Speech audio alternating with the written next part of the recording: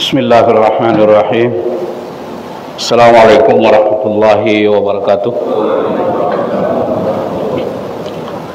Innal hamdalillah nahmaduhu wa nasta'inuhu wa nastaghfiruh wa na'udzu billahi min shururi anfusina wa min sayyiati a'malina. May yahdihillahu fala mudilla lahu wa may yudlilhu fala hadiya lahu. أشهد أن لا إله إلا الله وحده لا شريك له وأشهد أن محمدا عبده ورسوله لا نبي بعد. اللهم صل على محمد وعلى آله وأصحابه أجمعين. Kita selingi kajian kita dengan tazkiyatun nafs. Pada kajian yang lewat kita telah membicarakan tentang taubat, istighfar, dan kita sudah pelajari kapan waktu-waktu untuk beristighfar kepada Allah Subhanahu wa ta'ala. Yang pertama, bahwa istighfar hukumnya wajib. Kapan hukum istighfar wajib? Ketika kita selesai melakukan dosa, baik itu dosa besar maupun dosa kecil.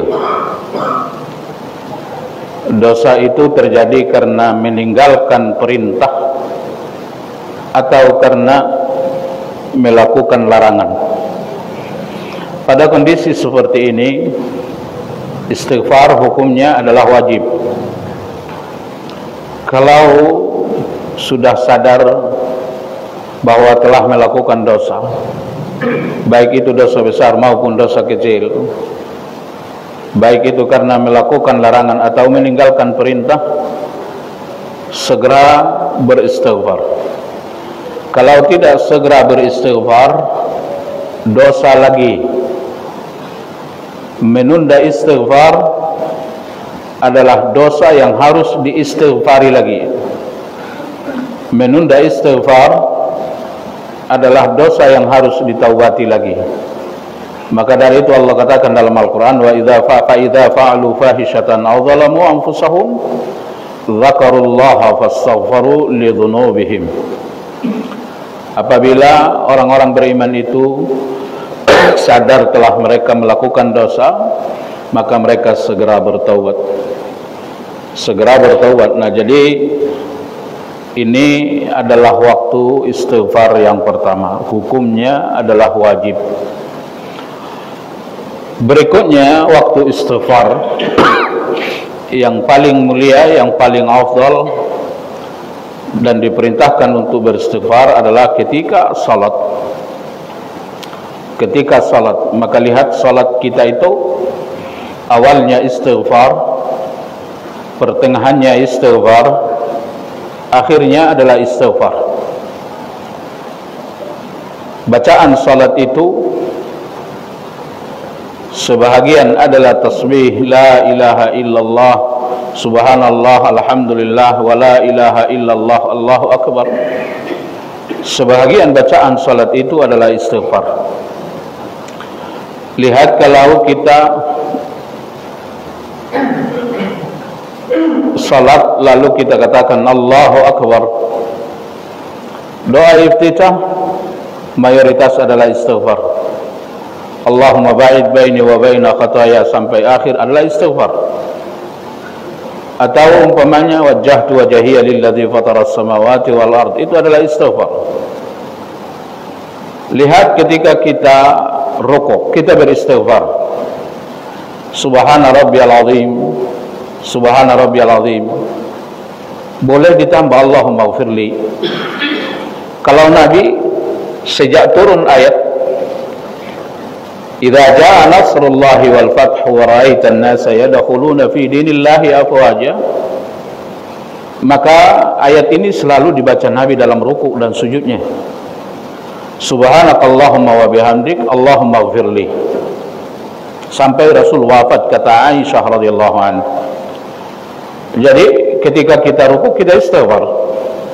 Subhana rabbiyal a'la, subhana rabbiyal azim, subhana rabbiyal azim, subhana rabbiyal azim, astaghfirullah, atau Allahumma ighfirli, atau selesai subhana rabbiyal azim, subhana rabbiyal azim, tambah subhanakallahumma wa bihamdik Allahumma ighfirli.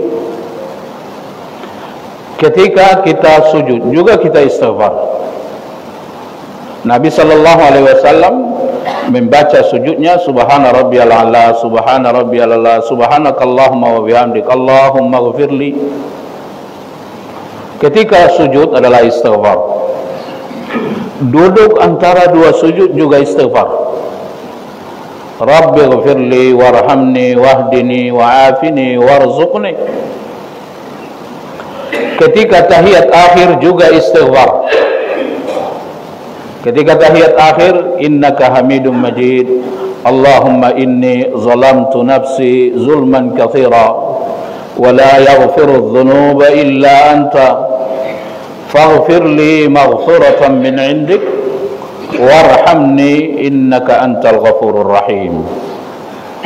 Ketika Abu Bakar radhiyallahu anhu bertanya kepada Rasul, ya Rasulullah, tolong ajarkan aku akan sebuah doa yang sangat penting. Abu Bakar orang yang pertama sekali beriman kepada Rasul, orang yang kedua masuk surga setelah Nabi, orang yang mana setelah dia masuk Islam, semua orang Islam masuk Islam, dia dapat pahala, setorannya sama. Tapi lihat ketika dia bertanya kepada Nabi, apa doa yang harus aku panjatkan kalau aku dalam keadaan salat ya Rasulullah? Apa doa yang paling penting? Kata Nabi, jangan kau tinggalkan di akhir salatmu pada tahiyat akhir, Allahumma inni zalamtu nafsi zulman katsira wa la yaghfiru dhunuba illa anta faghfir li maghfiratan min 'indik warhamni innaka antal ghafurur rahim. Sebagian ulama mengatakan ini adalah wajib hukumnya dibaca pada tahiyat akhir. Sebagian ulama mengatakan hukumnya adalah sunnah. Jemaah sekalian yang insyaallah dirahmati Allah, ketika selesai salat, assalamualaikum warahmatullahi, assalamualaikum warahmatullahi, juga ditutup dengan istighfar. Astaghfirullah, astaghfirullah, astaghfirullah. Nah, jadi salat itu bacaannya kalau bukan Allahu Akbar, subhanallah, alhamdulillah, la ilaha illallah, istighfar. Zikir-zikir yang sangat mahal terkumpul dalam salat, karena salat adalah ibadah paling mahal. Nah, maka dari itu istighfar itu diucapkan kapan? Adalah ketika salat. Di awal salat, sedang salat, di akhir salat, setelah selesai salat. Itu istighfar. Berikutnya kapan istighfar itu diucapkan? Istighfar diucapkan waktu yang paling afdal yang ketiga adalah ketika sahur. Ketika sahur. Kalau sahur jam berapa, Pak? Hah? Sahur paling bagus. Nabi kalau dia sudah makan sahur, sekedar membaca ayat 50 ayat, azan dikumandangkan. Itu sahur yang paling bagus. Maka sebenarnya sahur yang paling bagus itu kalau puasa, enggak jauh jaraknya dari azan. Sekedar membaca 50 ayat. Kalau 50 ayat kira-kira berapa menit? 15. Ibadah terbaik di waktu sahur. Ibadah terbaik di waktu sahur. Baik itu sahur di Ramadan maupun di luar Ramadan. lagi puasa atau tidak puasa, pokoknya di waktu sahur, sekedar kira-kira membaca 50 ayat lagi, azan subuh dikumandangkan, tidak ada ibadah terbaik di situ kecuali istighfar. Maka dari itu Allah Subhanahu wa taala katakan wabil ashari hum yastaghfirun. Pada waktu sahur mereka istighfar. Nah, jadi kalau tadi bangun dari jam 2 atau jam 3 sholat tahajud terus, lalu ditutup dengan witir. Kalau udah waktu sahur tiba, berhenti sholat. Tutup sholat itu, pertama kalau itu adalah sholat malam atau sholat witir, tutup dengan tasbih. Nabi menutup sholat malamnya dengan subuhun quddus rabbuna wa rabbul malaikati warruh. Lalu setelah itu istighfarlah sebanyak-banyaknya sampai azan subuh dikumandangkan.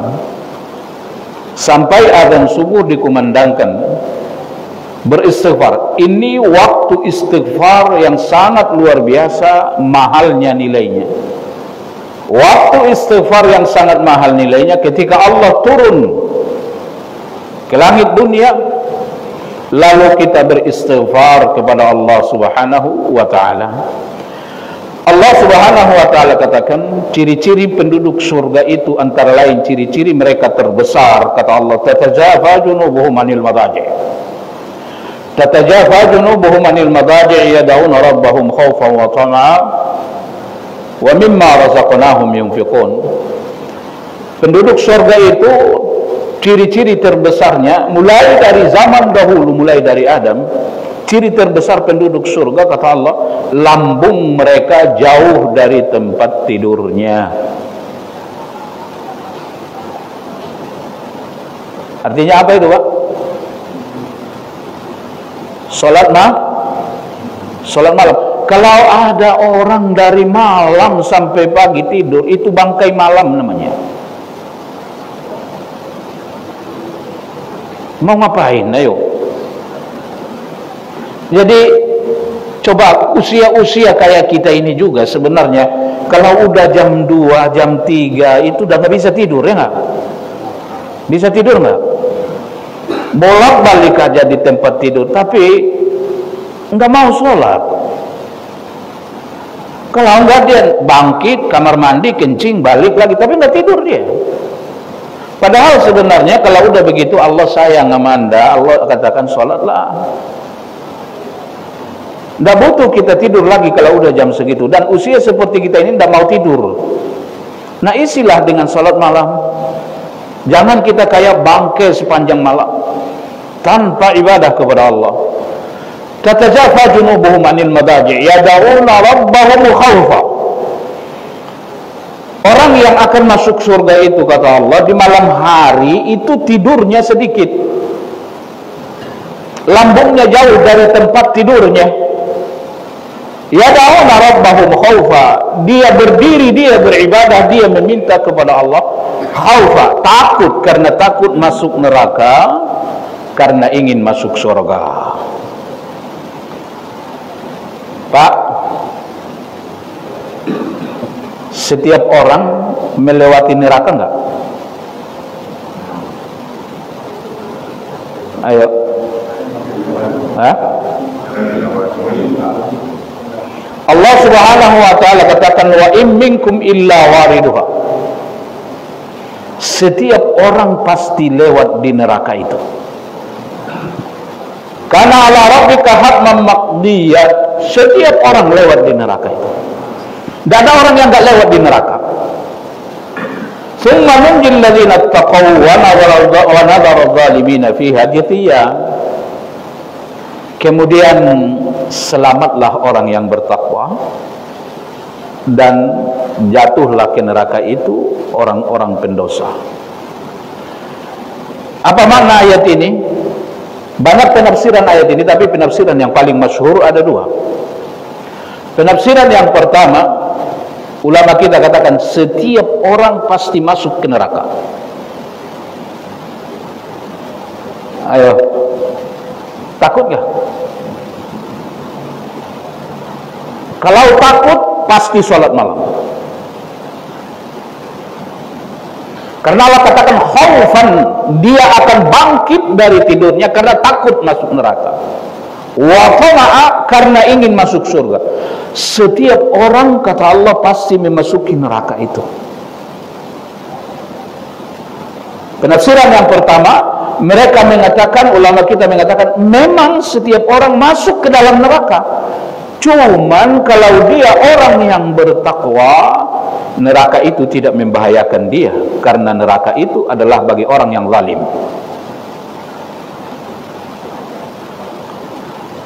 Nah, pendapat yang kedua adalah melewati sirat. Kemarin saya sudah ceritakan.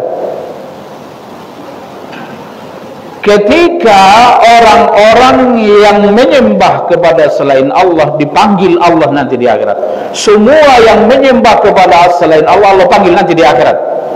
Orang yang menyembah matahari, Allah panggil, ayo sini semua yang menyembah matahari. Lalu datang semua yang menyembah matahari. Lalu Allah subhanahu wa ta'ala datangkan matahari. Inikah yang kalian sembah? Mereka bilang, iya ya Allah. Allah buang matahari itu ke neraka. Jadi neraka itu, matahari itu Allah buang ke neraka. Lalu setelah itu mereka merasa sangat menyesal, sangat sedih, dirinya merasa sangat bodoh karena menyembah matahari itu udah dari neraka tuh mataharinya. Lalu mereka pun dibuang ke neraka. Dipanggil orang yang menyembah bulan, dipanggil orang yang menyembah berhala dan seterusnya. Orang-orang kafir mengatakan kalau begitu ada orang salih masuk neraka. Kenapa? Karena Allah katakan bahwa Allah akan membuang orang yang menyembah kepada selain Allah, dan apa yang dia sembah ke neraka. Ada orang yang menyembah Nabi Isa. Kalau begitu Nabi Isa juga ke neraka.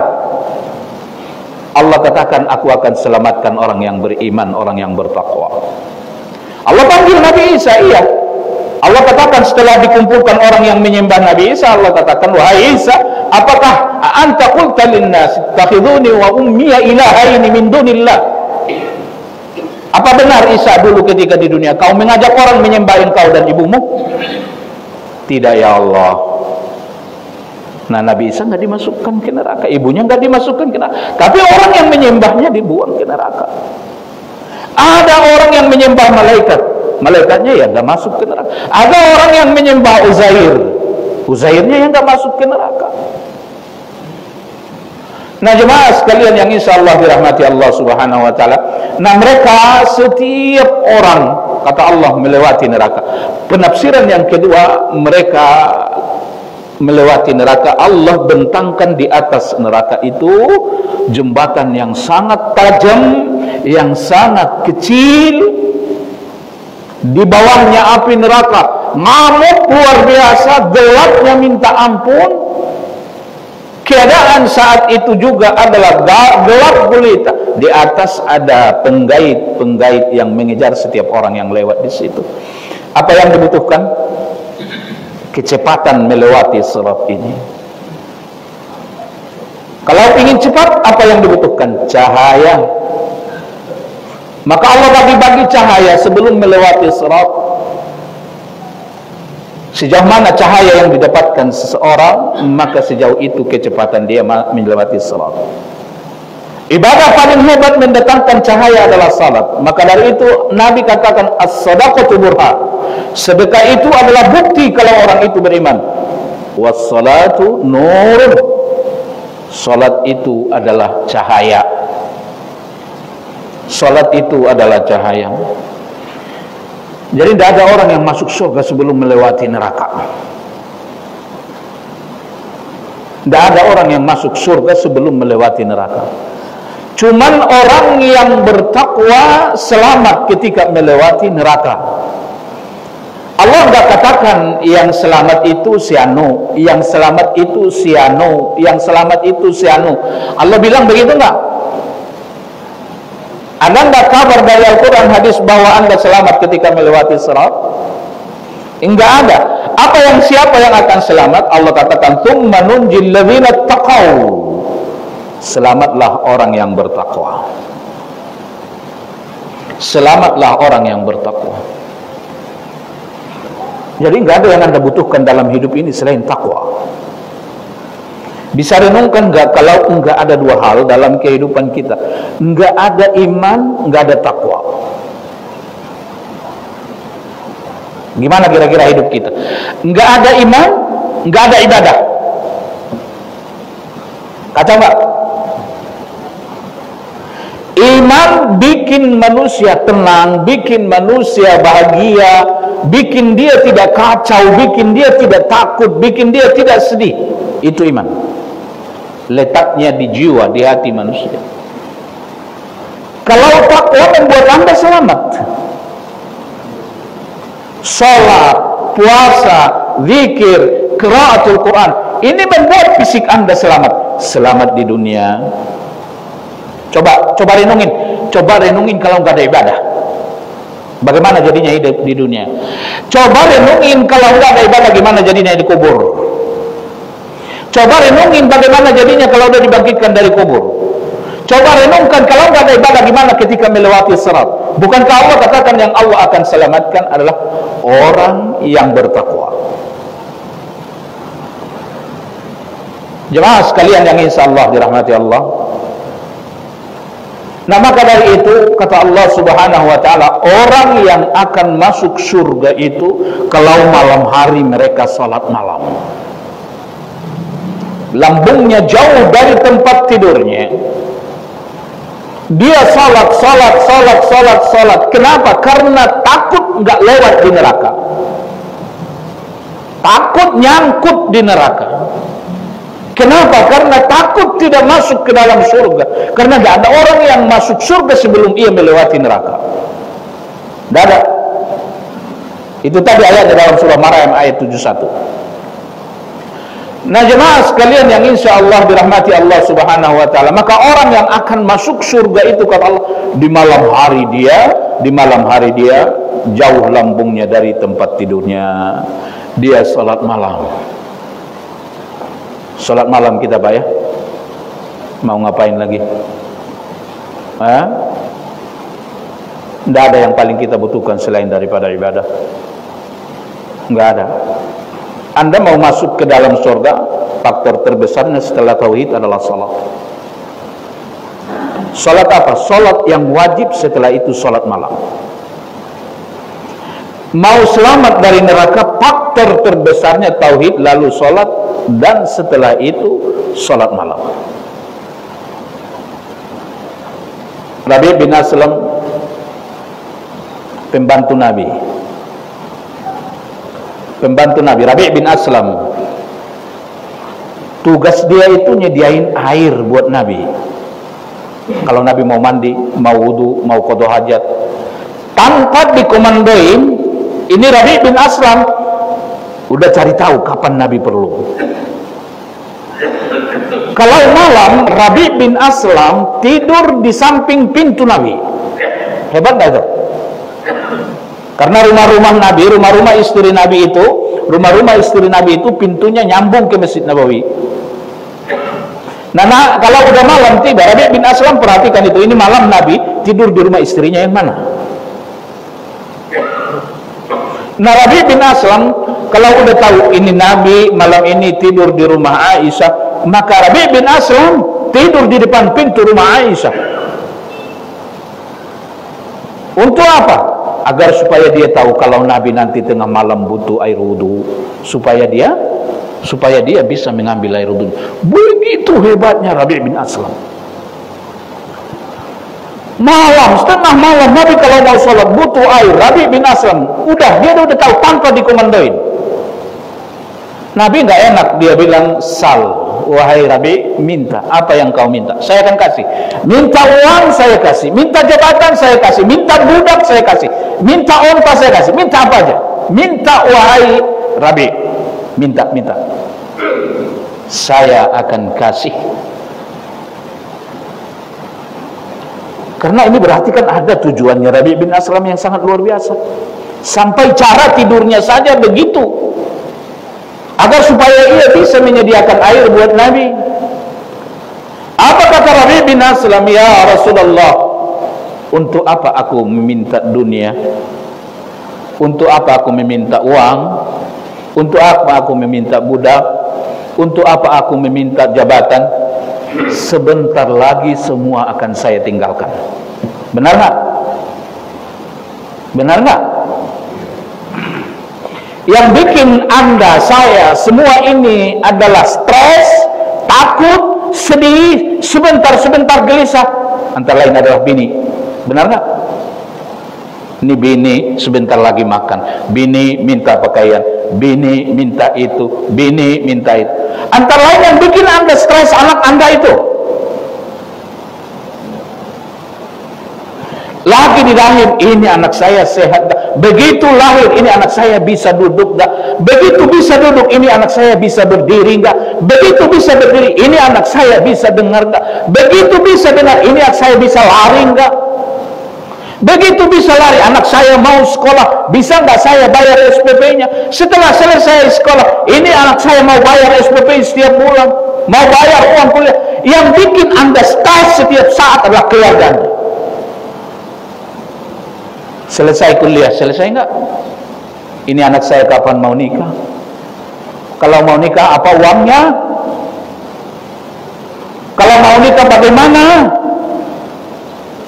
Anda ada dalam kegelisahan, ketakutan yang sangat luar biasa karena anak-anak Anda itu. Setiap Anda lihat dia, Anda takut, Anda sedih, Anda gelisah. Apalagi yang akan terjadi? Bagaimana ini anak makannya? Tapi kalau Anda udah mati, Anda tinggalkan itu semua. Benar nggak? Dia yang bayar kuburan Anda. Berapa kuburan buat ayah saya? 1.300.000 nih.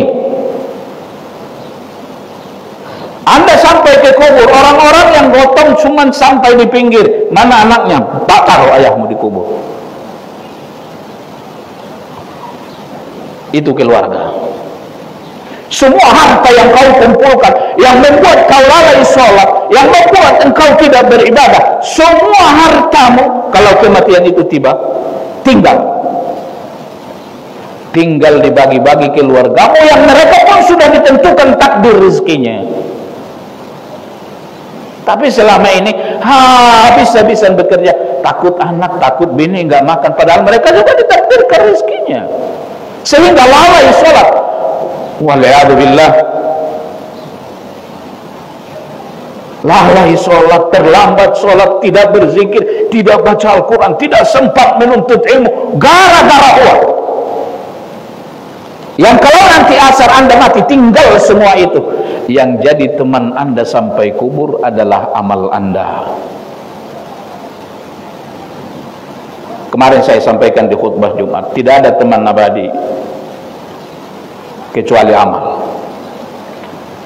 Keluarga bilang, aku adalah sahabatmu, tanpa aku engkau tidak bisa hidup di dunia. Iya benar, keluarga adalah sahabat. Tapi keluarga ini bilang, ingat, kalau engkau sudah masuk ke pintu Tuhanku, aku tinggalkan kau. Selesai itu, Anda masuk ke kubur, pulang istri, pulang anak, pulang abang, pulang adik, pulang orang tua, tinggal mereka bagi-bagi apa yang kau kumpulkan. Semua harta yang selama ini kau habis-habisan mencarinya, kau tinggalkan semuanya, kecuali apa yang kau infakkan di jalan Allah. Maka harta itu berkata, aku adalah sahabatmu. Tapi sahabat yang selalu menyertaimu adalah apabila engkau mengeluarkan aku di jalan Allah. Kalau engkau tidak keluarkan di jalan Allah, apa yang tersisa? Aku akan tinggalkan kau begitu kau masuk ke dalam kubur. Pak, ngeri nggak kalau udah masuk kubur? Ngeri nggak? Nabi bilang kalau udah masuk kubur, itu jenazah dengarin suara sendal keluarganya ketika mereka mau pergi. Nabi bilang dia dengarin tuh, dan dia tahu itu suara sendal siapa. Kenal nggak suara sendal bini? Kalau mau datang ke rumah, ini suara sendal bini gua nih. Oh, ini bukan bini gua, ini putri saya ini yang punya sendal. Kenal nggak? Oh, ini anak saya nomor 2 nih.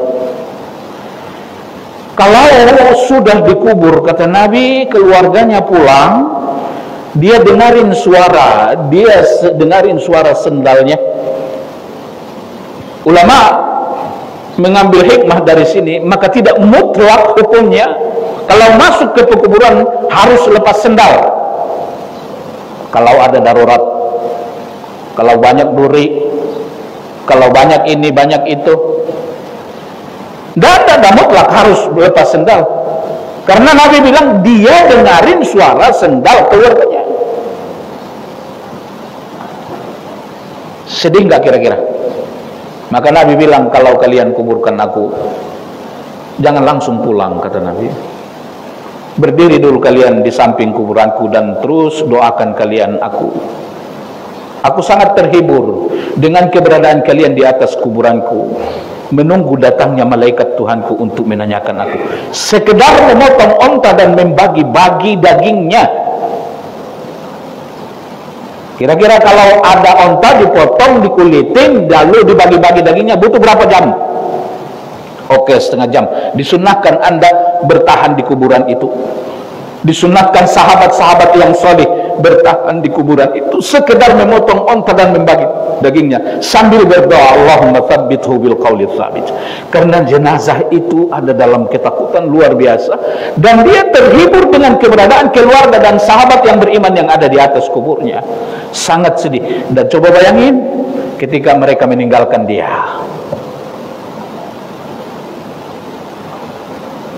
Takut nggak?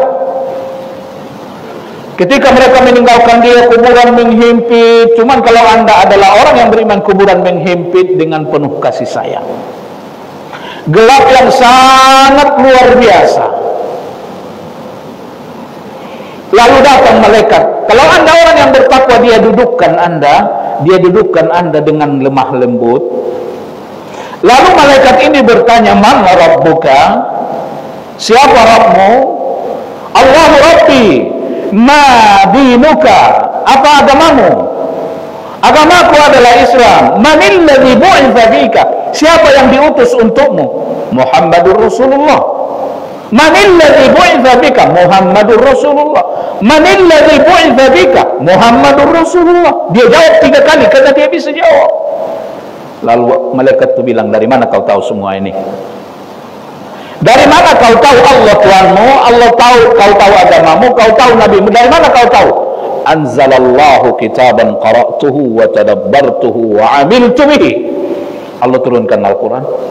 Aku baca, aku pelajari, aku amalkan.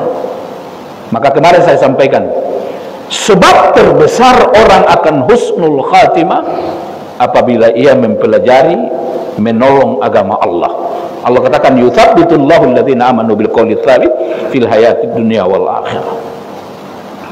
Kalau Anda tolong agama Allah, Anda sampaikan agama Allah, Anda fasilitasi orang belajar agama Allah, Anda ajak orang mempelajari agama Allah, Anda hadir belajar ilmu agama Allah, ini tanda besar Anda husnul khatimah. Ini tanda besar Anda akan bisa menjawab pertanyaan kubur.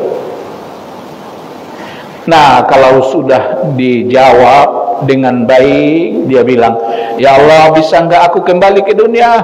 Hanya kasih tahu keluargaku, aku udah bisa jawab pertanyaan malaikatmu. Allah katakan, wahai malaikatku, cukup, lapangkan kuburannya, terangi kuburannya, buka pintu surga untuk dia. Dia menikmati nikmat surga. Lalu malaikat bilang, lihat ke kiri, lihat ke kirimu. Dia lihat ke kirinya, dia melihat neraka dengan siksa yang sudah siap. Itu apa? Itu sebenarnya neraka yang disediakan untukmu. Karena setiap orang ada neraka yang disediakan untuk dia. Udah disiapkan kapling di neraka, kapling di surga. Itu sudah disediakan untukmu. Tapi enggak jadi karena engkau selama ini di dunia jiwamu baik, fisikmu baik. Jiwamu ada iman, jiwamu ada takut sama Allah, ada cinta sama Allah. Fisikmu baik, fisikmu sholat, fisikmu puasa, fisikmu haji, fisikmu zikir. Maka malaikat kalau datang mau mengambil nyawa, ya ayyatuhan nafsul mutmainnah, wahai jiwa yang baik, keluar kau dari fisikmu yang baik. Tapi itu nggak jadi tempatmu, kata malaikat. Yang jadi tempatmu tuh lihat sebelah kanan, lalu dia melihat sebelah kanan, dia lihat surga. Istana yang sangat luar biasa, ada wildan, tempat tidur yang sangat luar biasa, hidangan-hidangan yang sangat luar biasa, bidadari nggak tahu berapa jumlahnya. Dia bilang, ya Allah, tolong ya Allah, jadikan hari kiamat itu. Aku nggak takut. Aku nggak takut. Tolong jadikan hari kiamat itu sekarang juga ya Allah. Aku nggak sabar untuk mendapatkan hartaku itu.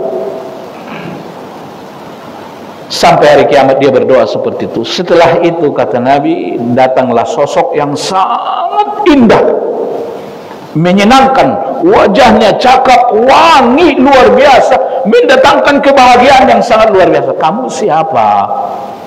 Kayaknya kamu mendatangkan kebahagiaan. Saya senang bersama kamu, ada teman di barzakh ini. Dia bilang, sayalah salatmu. Itulah amal. Dialah teman abadi. Saya adalah salatmu, saya adalah zikirmu, sayalah selama ini amar ma'ruf nahi mungkarmu, sayalah selama ini puasamu. Inilah teman abadi. Maka Nabi katakan, yatba'ul mayyit thalatha. Kalau orang mati diikuti 3 macam, diikuti keluarganya, diikuti hartanya, diikuti amalnya. Masuk dia ke kubur, pulang 2 tinggal 1. Pulang keluarga, pulang harta, lalu tinggallah bersama dia amal, bersama dia amalnya. Kembali kepada tadi, apa Rabi' bin Aslam katakan? Kata Rabi' bin Aslam, untuk apa aku budak ya Rasulullah, untuk apa aku onta, untuk apa aku uang, semua ini akan aku tinggalkan ya Rasulullah. Semua itu akan aku tinggalkan ya Rasulullah. Yang aku butuhkan ya Rasulullah, inni murafaqataka fil jannah. Aku ingin di surga bersamamu ya Rasulullah. Aku ingin masuk surga bersamamu ya Rasulullah. Yang aku butuhkan amal, yang aku butuhkan adalah masuk surga, dan di surga aku bersamamu ya Rasulullah. Apa kata Nabi? A'inni ala nafsika bi kathrati sujud. Kalau begitu bantulah aku untuk mendapatkan cita-citamu itu dengan banyak-banyak salat. Salat apa maksudnya? Terutama salat wajib, lalu setelah itu salat malam, lalu setelah itu rawatib, duha dan lain-lain. Banyak-banyak salat. Jemaah sekalian yang insyaallah dirahmati Allah Subhanahu wa taala, satu lagi pembantu Nabi adalah Ibnu Mas'ud. Ibnu Mas'ud itu orangnya kecil, pendek, tapi kemuliaannya luar biasa, ilmunya luar biasa. Kalau Rabi' bin Aslam menyediakan air buat Nabi, kalau Ibnu Mas'ud selalu menyediakan siwak Nabi. Kalau siwak dibuat dari pohon apa itu? Arak. Jadi kalau siang kerjaan Ibnu Mas'ud kalau lagi longgar, dia naik pohon arak untuk mengambil rantingnya buat siwak untuk Nabi. Itu Ibnu Mas'ud. Satu ketika Nabi lewat bersama Abu Bakar, bersama Umar, Uthman dan sahabat yang lain. Mereka sedang melihat Ibnu Mas'ud sedang manjat pohon. Mereka melihat betisnya Ibnu Mas'ud yang sangat kecil itu. Sahabat-sahabat tersenyum. Kenapa tersenyum? Karena melihat betis Ibnu Mas'ud yang sedang manjat pohon arak. Kata Nabi, kenapa kalian tersenyum? Apakah karena melihat betis Ibnu Mas'ud? Sahabat nggak bisa jawab, tapi mereka tersenyum. Kata Rasulullah, tahu nggak kalian nanti di akhirat, kalau ditimbang sebelah betisnya Ibnu Mas'ud lebih berat dari gunung Uhud. Kenapa betisnya Ibnu Mas'ud? Karena selalu berdiri dalam melakukan salat. Salat malam dinamakan qiyamul lail, lama berdiri. Nah itu dia manfaatkan betisnya itu untuk menopang jasadnya agar supaya dia berdiri salat. Jadi manfaat betis itu antara lain salat, Pak. Antara lain manfaat dari persendian Anda itu supaya bisa bungkuk rukuk, supaya bisa bungkuk sujud. Anda dikasih kaki supaya bisa berdiri salat. Maka dari itu Rasul katakan betisnya Ibnu Mas'ud, sebelah betisnya kata Nabi, walaupun kalian tersenyum melihatnya, nanti di akhirat kalau ditimbang karena besarnya ini manfaat pahala betisnya adalah sebelah betisnya Ibnu Mas'ud lebih berat daripada gunung Uhud. Jemaah sekalian yang insyaallah dirahmati Allah Subhanahu wa taala, salat malam kita. Kalau sudah salat malam, masuk waktu sahur, banyak-banyak beristighfar kepada Allah. Ini adalah sifat orang yang akan menjadi penduduk surga. Istighfar kepada Allah Subhanahu wa ta'ala. Berikutnya kapan baca istighfar? Singkat sedikit lagi, adalah ketika keluar kamar mandi. Kalau keluar kamar mandi, apa doanya? Ghufranaka, ya Allah ampuni aku. Kenapa itu doanya? Kira-kira kalau Anda tidak bisa kencing, hidup atau tidak? Enggak bisa berkodoh hajat besar, kira-kira hidup atau tidak? Harun al-Rashid ketika ia duduk bersama seorang ulama yang menjadi penasehatnya, dituangkan minuman ke dalam gelasnya Harun al-Rashid. Lalu ulama ini bilang, wahai Khalifah Harun al-Rashid, raja yang sangat adil dan memiliki kekuasaan yang sangat luar biasa, Irak, Syria dan lain-lain, itu kekuasaan dia saat itu. Wahai Khalifah, kalau seandainya tidak ada lagi air di dunia ini selain yang satu gelas itu, satu gelas yang ada di depanmu, tidak ada lagi air kecuali yang satu gelas yang ada di depan matamu, kau berani bayar berapa wahai Harun? Dia bilang, aku akan jual separuh kekuasaanku untuk beli air segelas. Cuman kita nggak berasa bagaimana harganya ini air, ya nggak? Dalil bahwa orang nggak mengerti nikmat, bagaimana mahalnya sebelum nikmat itu hilang. Ini kalau mati lampu agak lama aja udah pada teriak, air habis, inilah itulah. Tapi kalau lagi nyala lampu, mandi mubazir, ya nggak? Dalil Harun, kalau tidak ada air lagi di dunia ini kecuali yang satu gelas di depanmu, kau berani bayar berapa wahai Harun al-Rashid? Dia mengatakan, aku akan jual separuh kerajaanku untuk supaya bisa membeli separuh air, segelas air ini. Kalau air itu sudah masuk ke perutmu, tidak bisa keluar. Air satu gelas yang ada di perutmu tidak bisa keluar, kecuali kau harus bayar, baru bisa air yang satu gelas itu keluar. Berani bayar berapa? Dia bilang, saya jual kekuasaanku yang separuh lagi. Ulama ini mengatakan, Harun, berarti kekuasaanmu yang sangat luar biasa ini harganya adalah hanya segelas air dan mengeluarkan segelas air dari perutmu. Berarti nikmat banyak nggak? Luar biasa nggak kalau masuk kamar mandi?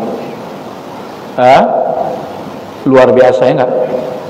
Luar biasa. Kalau udah qada hajat luar biasa.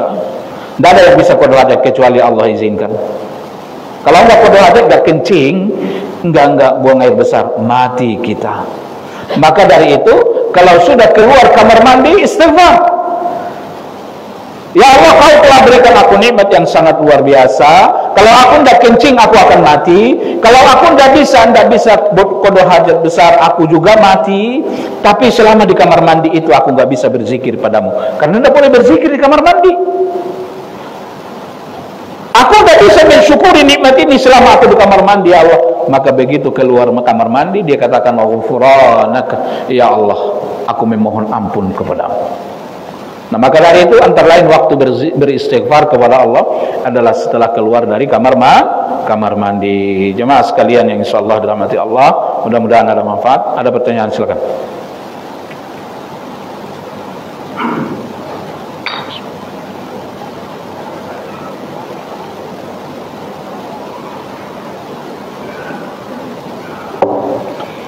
Udah?